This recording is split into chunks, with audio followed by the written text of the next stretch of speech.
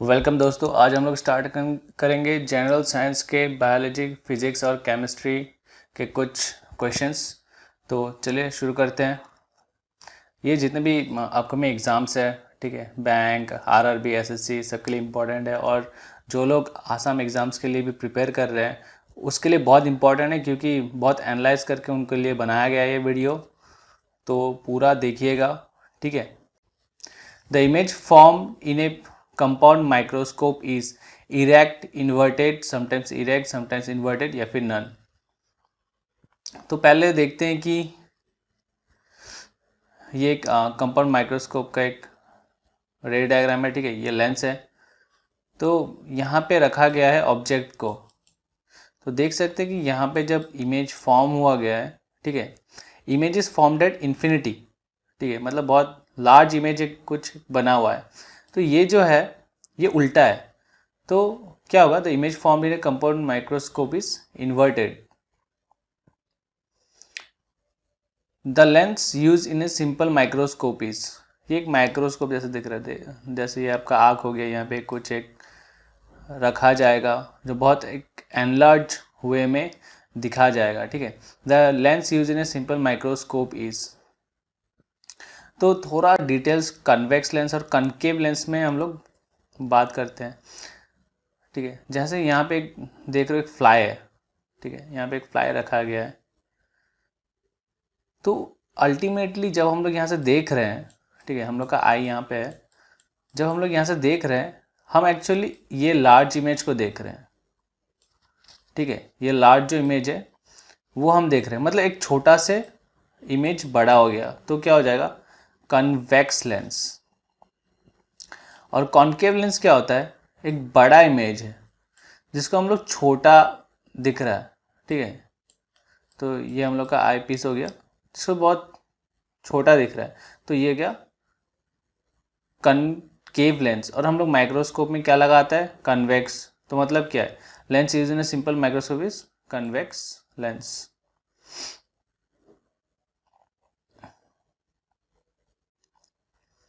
The elimination of toxic nitrogen waste and excess water in man is by excretion, circulation, reproduction या फिर pollution। तो हम लोग उसको क्या कहते हैं, excretion। The SI unit of refractive index is metre, centimetre, watt, no unit. तो रिफ्रैक्टिव इंडेक्स क्या होता है, जैसे एक मीडियम हो गया, ठीक है, इंसिडेंट लाइट आया तो ये मीडियम 1 हो गया और ये रिफ्रैक्शन हो गया, ठीक है, इसको कहते हैं रिफ्रैक्शन।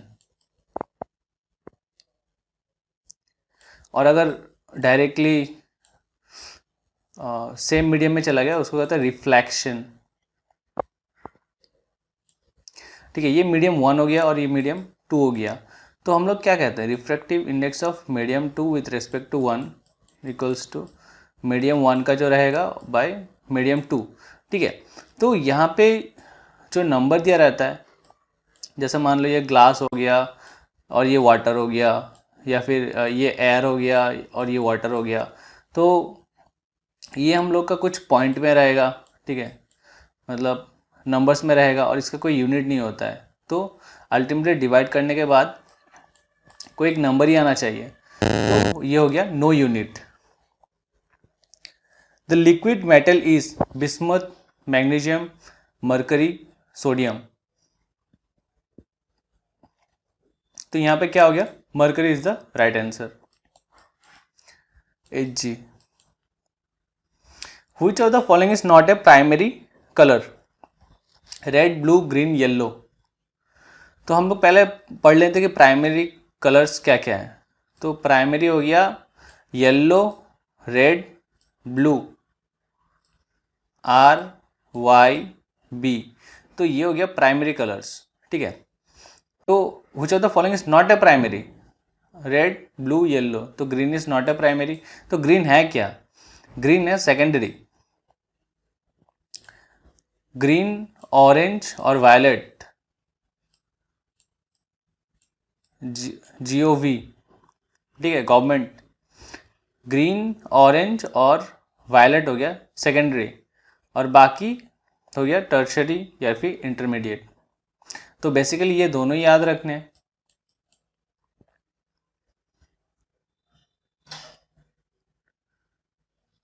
एंडोथर्मिक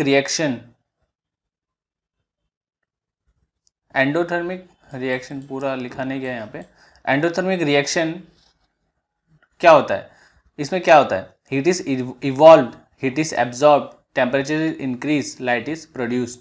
तो एंडोथर्मिक रिएक्शन में क्या होता है, हीट इज एब्जॉर्ब और एक्सो में हीट को रिलीज किया जाता है। तो एंडो में क्या हो गया, heat is absorb. Which colour of light is deviated least, red, blue, violet, green. तो यहाँ पे एक डायग्राम देखिए, ठीक है, एक रे ऑफ लाइट गया है, ये प्रिज्म है, ठीक है, ये प्रिज्म हो गया। तो ये क्या, प्रिज्म क्या करता है, वाइट लाइट को 7 कलर्स में स्प्लिट कर देगा। किस में, violet, indigo, blue, green, yellow, orange, red, जिसको हम लोग कहते हैं विबजियर, VIBGYOR। अभी सबसे लीस्ट डेविएट कौन होता है, लीस्ट डेविएट होगा R, और सबसे ज़्यादा मोस्ट मैक्सिमम डेविएशन किसका होगा, वायलेट, ठीक है। तो यहाँ पे which colour light is deviated least, तो ये हो गया रेड।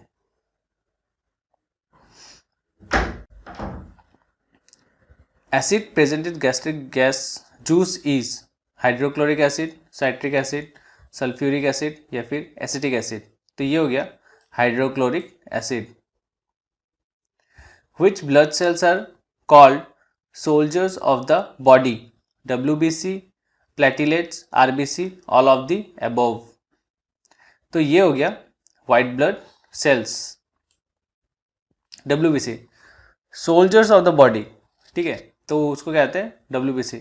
तो वाइट ब्लड सेल्स क्या क्या है, न्यूट्रोफाइल, एओसिनोफाइल, बेसोफाइल, मोनोसाइट, लिम्फोसाइट। तो इसके फंक्शंस थोड़ा पढ़ लेते हैं। न्यूट्रोफाइल क्या होता है, मल्टीलोडेड न्यूक्लियस, ये pale red colour, red and blue colour का होता है, cytoplasmic granules. Eosinophil, bilobe nucleus, basophil, bilobe nucleus, monocyte, kidney shape nucleus that may appear lobe. तो इसमें ग्रैन्यूल्स नहीं रहता है, तो ये पूछ सकते हैं कौन सा WBC में ग्रैन्यूल्स नहीं रहता है, मोनोसाइट और लिम्फोसाइट में ग्रैन्यूल्स नहीं रहता है। कोई भी 4 ऑप्शन दे देगा कहाँ पे ग्रैन्यूल्स नहीं रहता है। तो ये भी क्वेश्चन आ चुका है, ठीक है, ये मोनोसाइट या लिम्फोसाइट एक कहीं पे रख देगा और 4 ऑप्शन दे देगा, तो बोलेंगे कि किसमें ग्रैन्यूल्स नहीं है। तो ऐसा क्वेश्चन बैंक में आप लोग एक्सपेक्ट कर सकते हो, ठीक है। और NTPC, बैंक, NTPC, CHSL, इसमें एक्सपेक्ट कर सकते हो ऐसा टाइप का क्वेश्चंस। तो एक ही बार में दोनों का ही हो जाएगा, ठीक है। तो बेसिकली अगर ये वाला याद नहीं रहता है तो बस इतना याद रखो, ग्रैन्यूल्स किस में नहीं है, मोनोसाइट और लिम्फोसाइट में नहीं है। और WBC के अंडर कौन कौन आता है, न्यूट्रोफाइल, एओसिनोफाइल, बेसोफाइल, मोनोसाइट और लिम्फोसाइट। तो और मेन इंपॉर्टेंट इसका क्या हो गया, which blood cells are called soldiers of the body, तो ये हो गया WBC। A man places more weight on earth at sitting position, standing position, lying position, none of these या फिर none of these। तो एक मैन क्या होता है, हम लोग को कैसे लगता है, अरे बैठे हुए हैं, ठीक है, खड़े हैं या फिर सो रहे हैं, तो हम लोग का बॉडी वेट सेम हो सकता है, पर ऐसा नहीं है। जो सेंटर ऑफ ग्रेविटी रहता है वो डिपेंड करता है कहाँ पे है, तो उसके हिसाब से हम लोग का बॉडी वेट चेंज होता है, ठीक है। तो जैसे हम लोग स्टैंडिंग पोजिशन में रहते हैं तो उस मोमेंट पे हम लोग का जो वेट ऑन अर्थ है वो सबसे ज़्यादा रहेगा, तो ये हो जाएगा स्टैंडिंग पोजीशन। तो एक डायग्राम भी मैंने ड्रॉ करके दिखाया ताकि आप लोग भूले ना इसको, वेल ड्रॉ नहीं किया है, वो इंटरनेट से लिया है मैंने। A piece of ice is dropped in a vessel containing kerosene, when ice melts the level of kerosene will. A piece of ice is dropped in a vessel of kerosene, तो एक ice cube को kerosene में डाल दिया। When ice melts the level of kerosene क्या होगा, जब ice पिघलना शुरू होगा तो जो लेवल ऑफ केरोसिन क्या होगा, तो इसमें क्या होता है, गिर जाता है, ठीक है। Young modulus is the property of gas only, both solid and liquid, liquid only और सॉलिड ओनली। जो यंग मॉडुलस है एक बार बता देते हैं, इसका फॉर्मूला क्या है, स्ट्रेस बाय स्ट्रेन, ठीक है। ये स्ट्रेस या फिर स्ट्रेन कहाँ पे लगता है, गैस में तो नहीं लगेगा, ठीक है, तो ये ओनली सॉलिड्स में लगता है। देखो किसी चीज़ को, मान लो ये एक रस्सी है, इसको तुमने खींच दिया, या फिर रबर है, ठीक है, इसको बहुत ज़ोर से खींच दिया, तो एक टाइम में क्या होता है, पूरा का पूरा खींच जाएगा और इस पॉइंट में वो टूट जाएगा, ठीक है। तो young modulus is the property of solids only, तो ऐसे याद कर सकते हैं, ठीक है।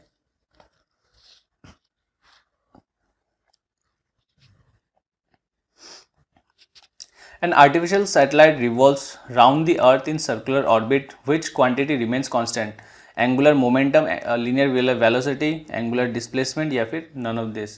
तो अर्थ के बाहर चक्कर लगा रहा है, तो इसका मतलब क्या हो रहा है, इसका मतलब एंगुलर मोमेंटम कांस्टेंट है। If electrical conductivity increases with the increase of temperature of a substance, then it is a conductor, semiconductor, insulator, carburetor। Conductor क्या होता है, जहाँ पे जो इलेक्ट्रिसिटी पास करता है, जहाँ पे इंसुलेटर क्या होता है, जहाँ पे इलेक्ट्रिसिटी पास नहीं करता। तो यहाँ पे क्या हो जाएगा, electrical conductivity increases with the increase in temperature of a substance, then it is a semiconductor, ठीक है। Product of force and velocity is called work, power, energy, या फिर मोमेंटम, ठीक है। तो इसको हम लोग कहते हैं पावर। पावर क्या होता है, पावर का होता है वर्क पर टाइम। वर्क क्या होता है, वर्क होता है फोर्स इनटू डिस्प्लेसमेंट, ठीक है। तो डिस्प्लेसमेंट बाय टाइम क्या देगा, force into displacement by time velocity देता है, ठीक है। तो अल्टीमेटली क्या हो गया, पावर क्या हो गया, force into velocity. Which one of the following has the highest value of specific heat? तो सबसे ज्यादा स्पेसिफिक हीट किसका होगा, वाटर का होगा। With the increase of pressure, the boiling point of any substance, pressure of boiling point का क्या है, डायरेक्टली प्रोपोर्शनल है, ठीक है। जैसे प्रेशर बढ़ेगा तो बॉइलिंग पॉइंट भी बढ़ेगा, तो ऑफ एनी सब्सटेंस क्या होगा, इंक्रीज होगा। Electronegative is the measure of metallic character, non metallic character, basic character, none of this. Electronegative chlorine देखा है और सोडियम देखा है, तो अभी मुझे बताओ इन दोनों में से इलेक्ट्रोनेगेटिव कौन है, क्लोरीन है। क्लोरीन है क्या, मेटल है या नॉन मेटल है, ये है नॉन मेटल। पीरियोडिक टेबल में कौन से साइड में आता है, राइट हैंड साइड में, ठीक है। तो राइट हैंड साइड वाले क्या होता है, इलेक्ट्रोनेगेटिव। तो ये क्या हो गया, electronegative is the measure of non-metallic character.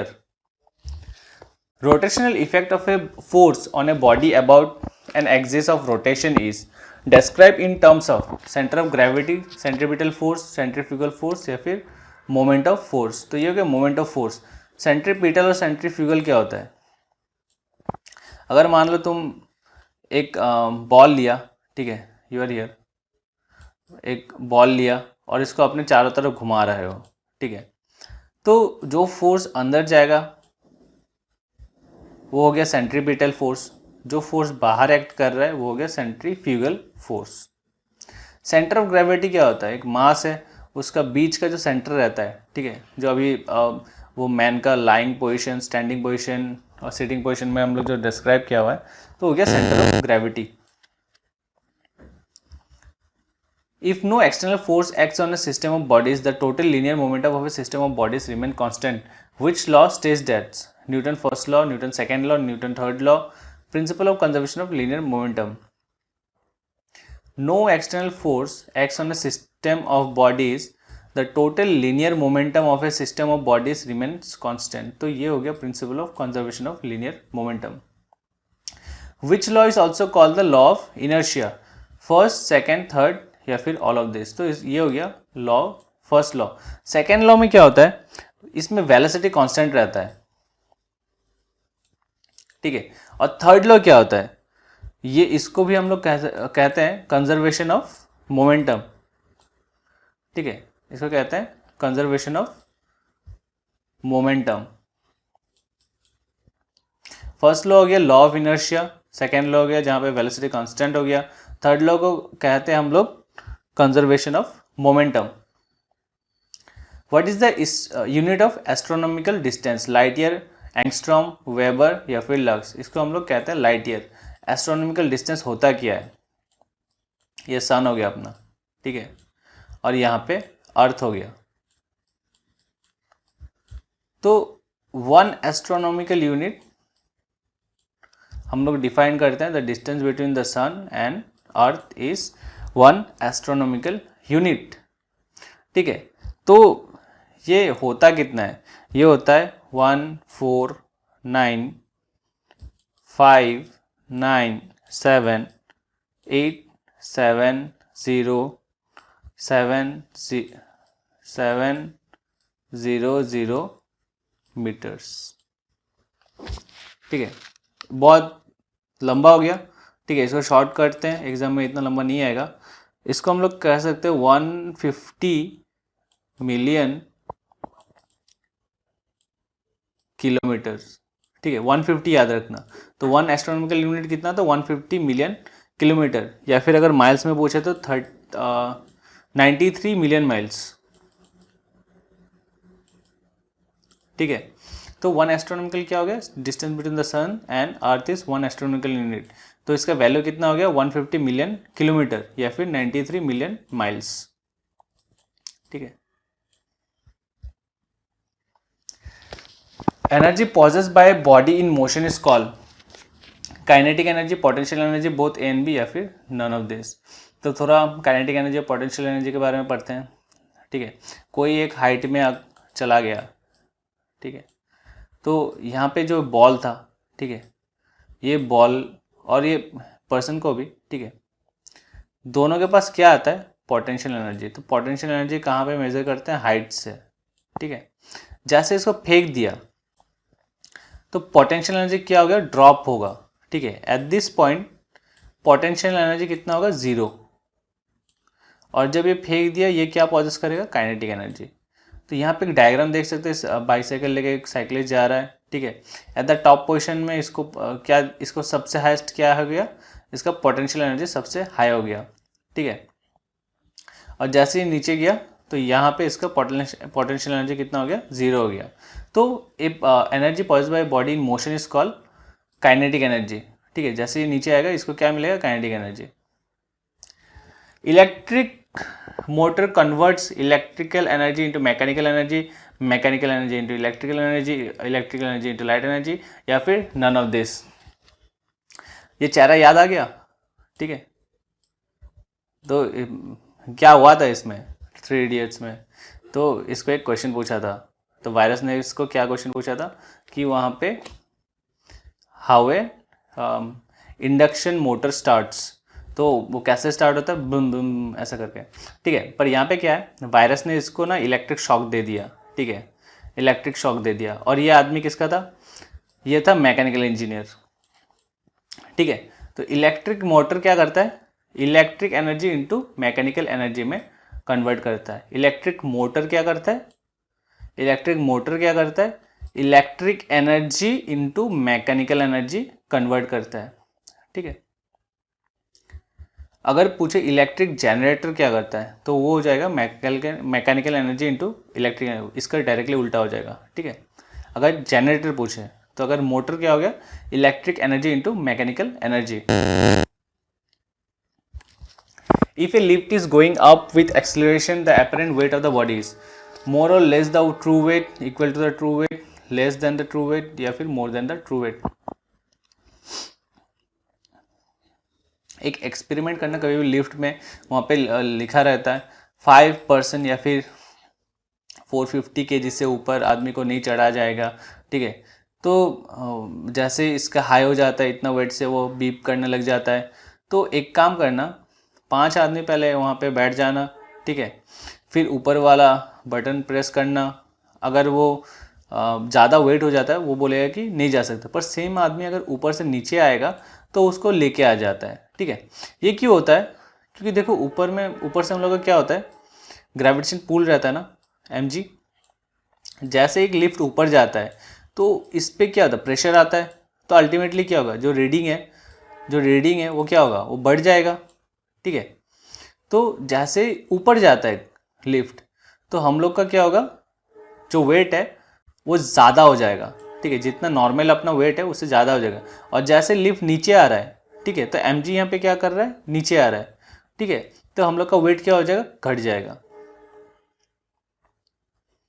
मतलब ये देखो कि अगर लिफ्ट ऊपर जा रहा है तो हम लोग का वेट बढ़ेगा, अगर लिफ्ट नीचे आ रहा है तो हम लोग का वेट भी घटेगा।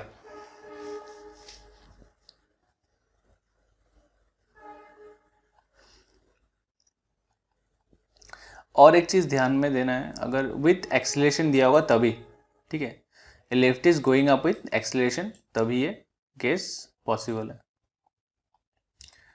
What is the scale used for measuring the intensity of earthquake? तो ये सबको पता है, क्या हो गया, Richter scale. A jet engine works on the principle conservation. अच्छा, यहाँ पे क्वेश्चन आ सकता है, रिक्टर स्केल कितने से कितने तक मेजर करता है, 0 to 10। ठीक है, तो 7 के ऊपर जब हो जाएगा तो वो वाला केस हो जाएगा, oh no oh no oh no no no no. ठीक है, मतलब तबाही। हाँ, तो a jet engine works on the principle of conservation of linear momentum, angular momentum, energy, mass velocity. तो a jet engine works on the principle of linear momentum. Which of the following is not used to dope a semiconductor? Aluminium, boron, indium या फिर gold.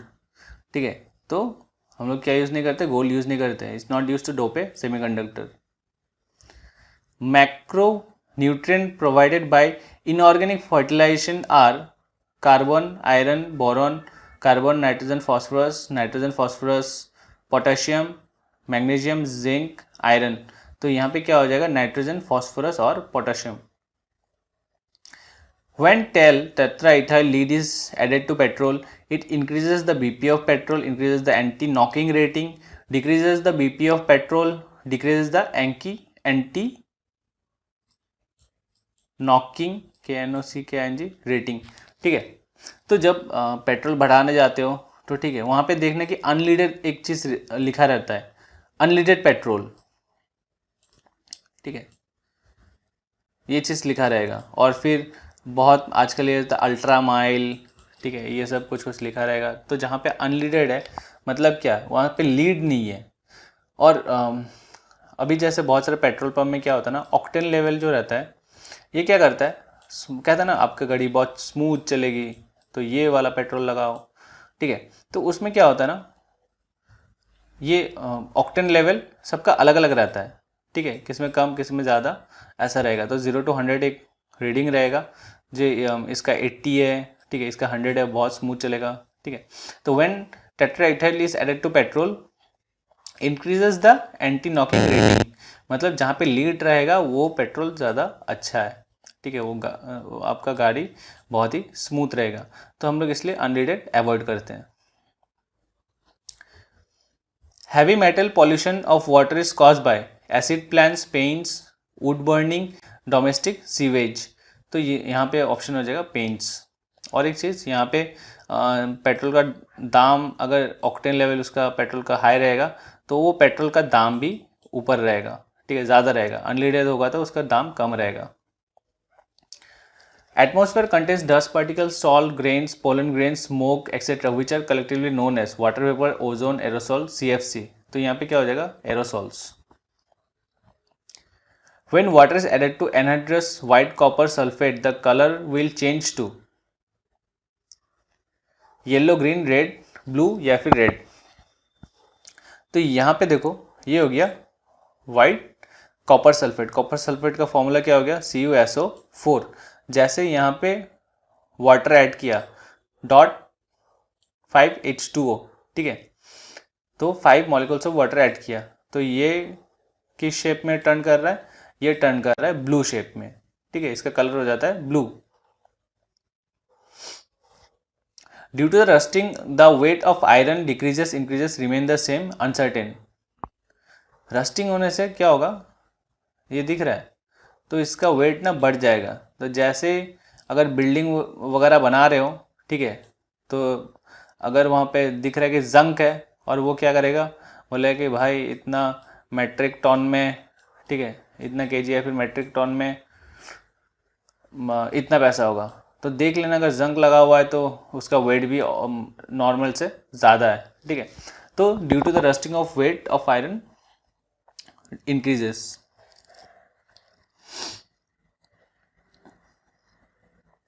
Mass number of a nucleus is the sum of the number of neutrons and protons, always more than the atomic weight, always less than its atomic number, none of this। तो mass number क्या है, ठीक है, तो ये एक atom है, ठीक है, दिस एन एटम। तो एटम के बाहर में क्या रहते हैं, बाहर में रहते हैं इलेक्ट्रॉन्स।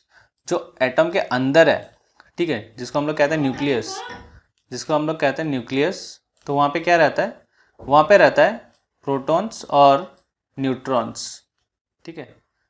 यहाँ पे क्या रहता है, प्रोटॉन्स और न्यूट्रॉन्स, और दोनों को मिला के क्या आता है, मास नंबर, ठीक है। Mass number of a nucleus is the sum of the number of neutrons and protons. तो ये हो गया ये।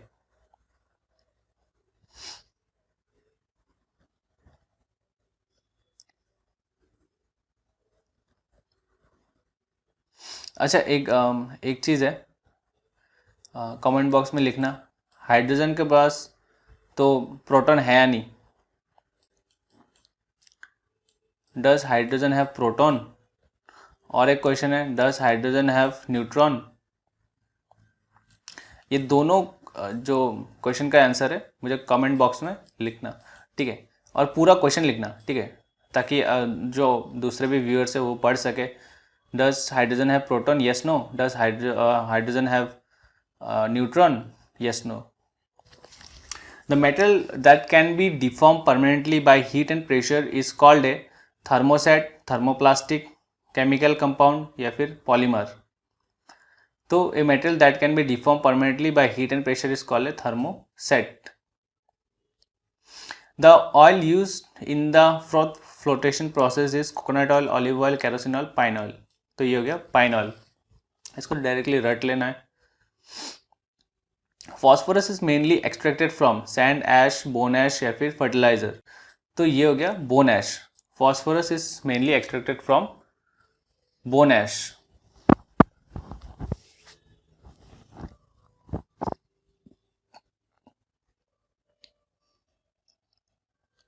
Nylon is prepared from adipic acid and hexamethylene diamine, ethylene glycol and nitric acid, hexamethylene diamine and phthalic acid, ethylene glycol and adipic acid. तो ये होगा nylon is prepared from adipic acid and hexamethylene diamine. Which of the following is the main ingredients of cement? तो देखो cement के अंदर क्या क्या आता है, लाइम आता है, सिलिका आता है, एल्यूमिना आता है, मैग्नीशिया आता है, आयरन ऑक्साइड आता है, कैल्शियम सल्फाइड्स, सल्फर ट्राइऑक्साइड और एल्कालाइन, ठीक है। यहाँ पे जो लाइम है, ठीक है, जिसको हम लोग कहते हैं कैल्शियम ऑक्साइड, ठीक है, कैल्शियम ऑक्साइड, इसका परसेंटेज रहता है 60 to 70%। सिलिका का परसेंटेज रहता है 17 to 25%। एल्यूमिनियम का परसेंटेज रहता है 3 to 8। मैग्नीशिया का परसेंटेज रहता है 1 to 3, ठीक है। और अगर तो सबसे पूछे तो फॉलोइंग मेन इंग्रेडिएंट्स, तो मेन इंग्रेडिएंट क्या हो गया, लाइम हो गया, जिससे सबसे ज़्यादा रहेगा, ठीक है। और एल्कालाइन पूछ सकते हैं सबसे कम किसका रहता है, तो वो हो गया एल्कालाइन, तो 0 to 1% रहता है इसका। If the radius of the blood vessel of a person decreases, his blood pressure will increase, decrease, remain same, 0। तो जैसे ब्लड वेसल नैरो हो जाएगा, तो ये वाला हम लोग ने कहाँ पे पढ़ा था, ठीक है, ये जैसे ब्लड फ्लो हो गया, ठीक है, जैसे जेट मान लो, ठीक है, जैसे पाइप छोटा हो गया तो प्रेशर यहाँ पे क्या होता है, प्रेशर यहाँ पे सबसे ज़्यादा होता है, तो ब्लड प्रेशर क्या हो गया, इसमें इंक्रीज हो जाएगा।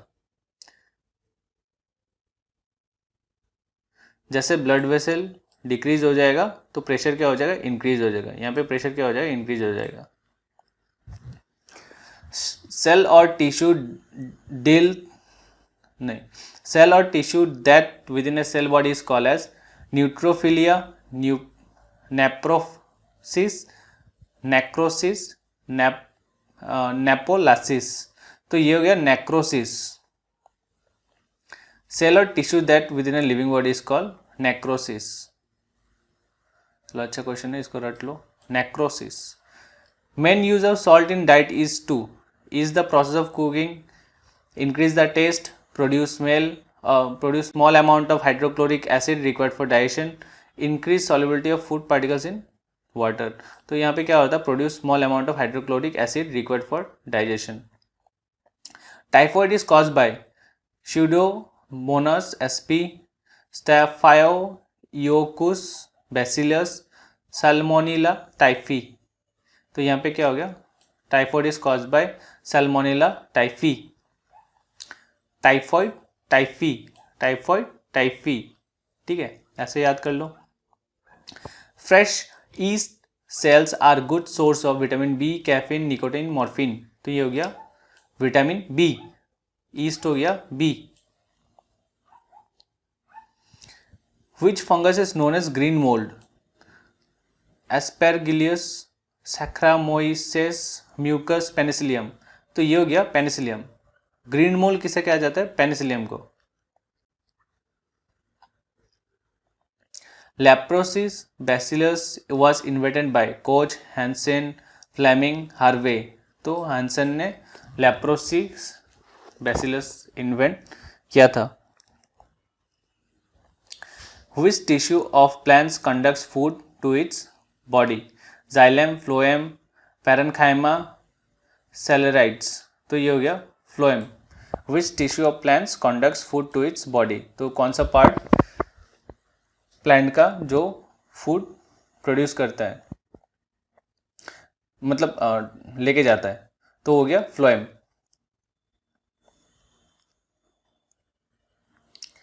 Fermentation takes place in which component of a cell? Cytoplasm, mitochondria, both A and B, या फिर न्यूक्लियस। तो फर्मेंटेशन कहाँ पे होता है, साइटोप्लाज्म में होता है। MDT is used for disease, multi drug therapy is used for tuberculosis, leprosy, diphtheria, polio। तो ये हो गया leprosy। Oncogen is responsible for lung disease, typhoid, cancer, malaria। तो oncogen किसके लिए होता है, कैंसर, ठीक है, सी cancer. Pollination is best defined as transfer of pollen from another to stigma, germination of pollen grains, growth of pollen tube in oval, visiting flowers by insects। तो pollination is best defined as transfer of pollen from another to stigma। Which pollutant may lead to black foot disease? CD, cadmium, mercury, एसिटाइन, या फिर copper. तो ये हो गया एसिटाइन, ठीक है। एसिटाइन एक रेडियो एक्टिव एलिमेंट है, ठीक है। ये ऑल्दो ये हैलोजन फैमिली से बिलोंग करता है, जिसका एटॉमिक नंबर 85 है, ठीक है। तो it is responsible for black foot disease, एसिटाइन।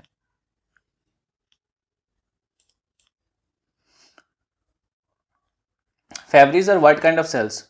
Chloroplast, collenchymatous, sclerenchymatous, parenchymatous। तो Fabries are sclerenchymatous cells। Insufficient supply of blood in human body is referred to as ischemia, hyperemia, hemostasis, hemorrhage। इसको कहते हैं ischemia। कहीं मेरे को ischemia ना हो जाए, क्या नाम है। Insufficient supply of blood in human body is referred as ischemia। BCG immunization is for measles, tuberculosis, diphtheria, leprosy। तो BCG हम लोग किसके लिए यूज करते हैं, ट्यूबरक्लोसिस। तो BCG का फुल फॉर्म क्या हो गया, बैसिलस कैलामाइट ग्यूरिन। BCG हो गया बैसिलस CILLUS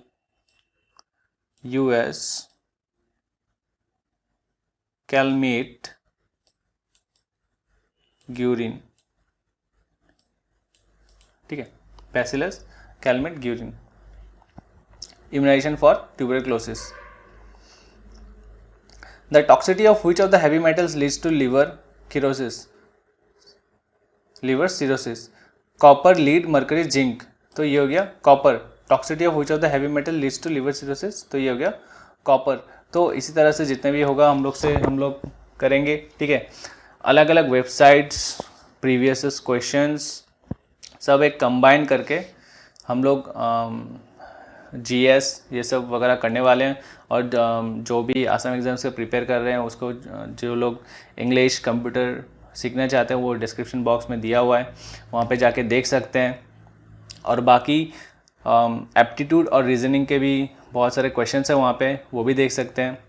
और कमेंट बॉक्स में ये मुझे बताओ कि कौन कौन स्टूडेंट किस किस एग्ज़ाम्स के लिए प्रिपेयर कर रहे हैं, ताकि जो मेरा नेक्स्ट वीडियो रहेगा मैं उसी पैटर्न का बनाऊँ। तो जीएस का जो क्वेश्चंस रहेगा मैं उसी स्टैंडर्ड, या फिर अगर बैंकिंग कर रहे हो तो बैंकिंग का बनाता हूँ, अगर एसएससी का कर रहे हो तो एसएससी का एक मतलब कंपाइलेशन एक बनाऊँगा, ठीक है। और अगर आसाम एग्ज़ाम्स के लिए बना रहे हो तो उसका भी एक जीएस का एक पार्ट वहाँ पे देने वाला हूँ। और बाकी लोग जो आसाम सेक्रेटरीट कंप्यूटर ऑपरेटर के लिए प्रिपेयर कर रहे हैं वो नीचे डिस्क्रिप्शन बॉक्स में जितने भी कंप्यूटर दिए हुए हैं, स्पेशली 1000 MCQ के जो वीडियो नंबर 3, 4 जो होंगे, ठीक है, वो तो करके ही जाना, उसमें 100% श्योर रहेगा। क्योंकि ऑलरेडी वीडियो नंबर 3 से 100% श्योर आसाम सेक्रेटरीट के JAA में आ चुका है।